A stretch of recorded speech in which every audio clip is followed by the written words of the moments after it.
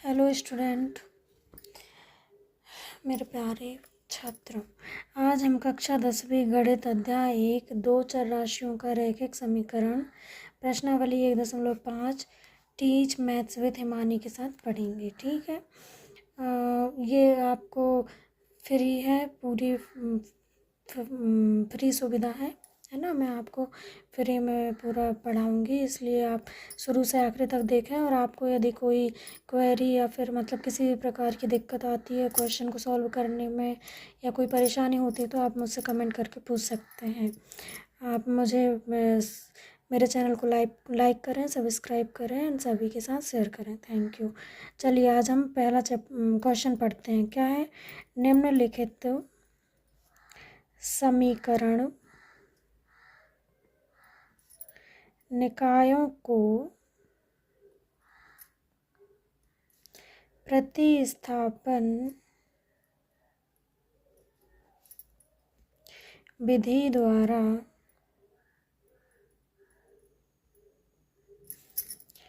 हल कीजिए।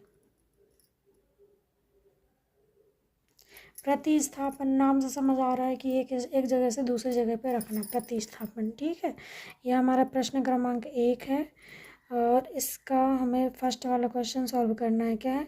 2x minus Y बराबर ऋण 1, 2x ऋण वाई बराबर ऋण 1। ठीक है।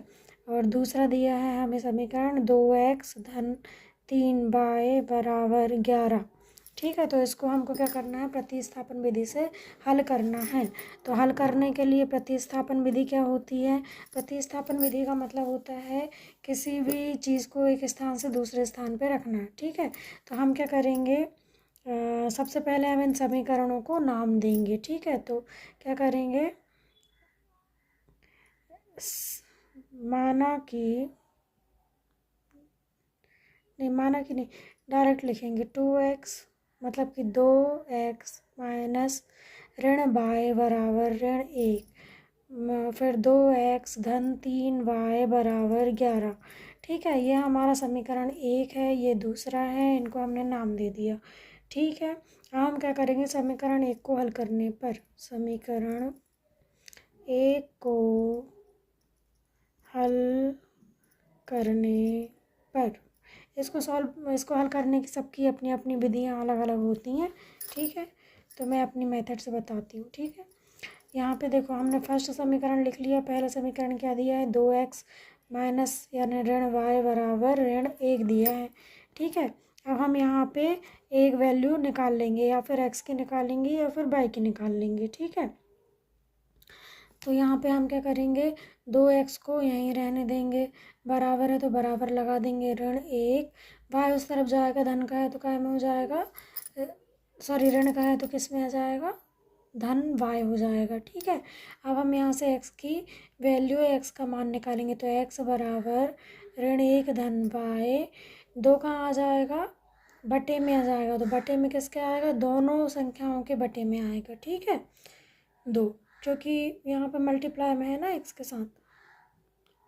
अब इस तरफ आएगा तो मल्टीप्लाई से काय में आता है? डिवाइड में आता है। गुणा में है तो काय में आएगा? भाग में आएगा। ये हमारी आ गई x की वैल्यू या फिर x का मान। अब इस x के मान को हम समीकरण 2 में रखेंगे। ठीक है। x बराबर ऋण 1 धन y बटे 2 समीकरण 2 में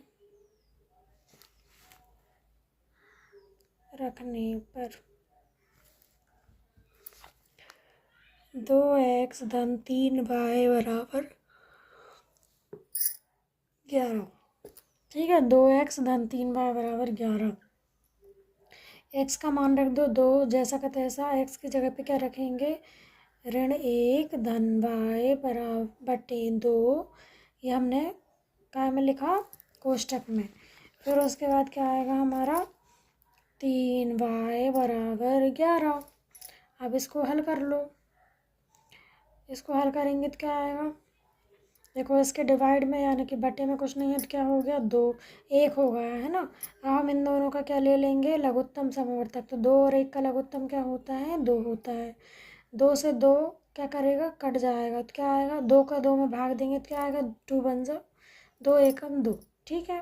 भाग देंगे तो 1 आएगा, ठीक है। अब ये वाला नंबर ऊपर 1 का गुणा करेंगे तो संख्या जैसे कि तैसे आएगी।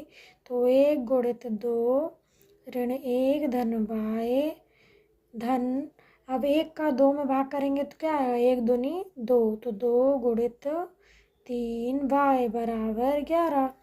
आप क्या करेंगे, इसको हल करेंगे तो 1 का 2 में होगा तो 2, मतलब 1 का किसी भी डिजिट में या किसी भी संख्या में गुणा होता है तो सेम नंबर आता है। तो जैसा का तैसा नंबर आ जाएगा। फिर 2 का इसमें करेंगे तो 2 का पहले इसमें करेंगे तो 2 एकम 2, इसके आगे कोई सन नहीं है, मतलब काय का है, धन का है, इधर ऋण है तो धन और ऋण का ऋण, 2 एकम 2, फिर धन है तो धन, 2 एकम 2, बाय के आगे कुछ नहीं है, मतलब क्या है, 1 है, तो 1 का 2 में होगा तो 2 एकम 2 y, फिर प्लस यानी धन, 2 तिया 6 बाय बराबर 11, 2 उस तरफ जाएगा तो क्या हो जाएगा, गुणित 2। अब ऋण 2, यहाँ देखो धन का 2y और धन का 6y, तो दोनों की घातें सेम है, बराबर हैं, तो क्या करेंगे, हम इन दोनों को जोड़ देंगे। तो 2 और 6 कितना हो गया, 8 बाई बराबर 11 दूनी 22। अब इस वाले 2 को हम ले जाएंगे उस तरफ, तो 8 बाई जैसा का तैसा, और बाई की वैल्यू निकालनी है ना, तो पहले इसको हल करेंगे। तो 22 ऋण है तो इस तरफ आएगा तो धन का 2, फिर इधर सॉल्व कर रही हूँ मैं, है ना। फिर लिख लो इसको, 8 बाय बराबर 22 और 2 कितने हो गए, 24, फिर बाय, अब यहाँ पे देखो 8 उस तरफ जाएगा, काय में है, गुणा में है, इसलिए 24/8, 8 एकम 8, 8 दूनी 16, 8 तिया 24, कितनी बार गया, 3 बार। बाय का मान कितना आ गया, 3।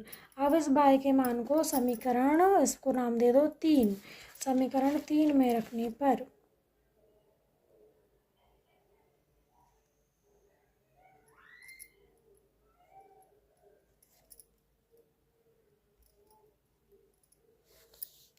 तो x बराबर हो जाएगा ऋण 1 धन 3/2। अब देखो ये ऋण का ये धन का तो क्या हो जाएगा, घट जाएगा, तो 3 में से 1 गया तो 2/2, 2 से 2 कट गया तो क्या बचा, 1, 1/1 मतलब 1, ठीक है।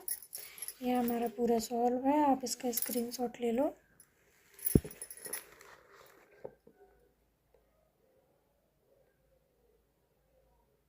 ठीक है। Thank you.